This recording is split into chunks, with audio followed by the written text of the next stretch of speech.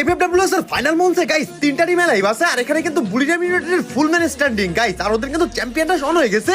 দেখা যাক guys বুড়িরাম United বুইয়া নিতে পারে কিনা। গাইস আমার রেসপেক্ট বুড়িরাম ইউনাইটেড বুইয়া নিবে, কারণ ওদের টিমে আছে বেস্ট স্নাইপার এবং বেস্ট রাশার। দেখা যাক গাইস ওসানার রাশ কি তাদের বুইয়া নিতে পারবে।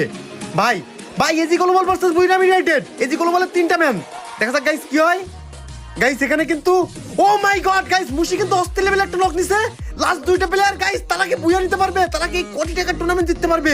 দেখা যাক guys বুইরাম United O my god আরেকটা নক। লাস্ট একটা প্লেয়ার বাকি আছে এজি গ্লোবালের। গাইস বুইরাম ইউনাইটেডের স্বপ্ন সত্যি হতে চলেছে। তারা অনেক দিন পর অস্থির লেভেল একটা কামব্যাক দিছে।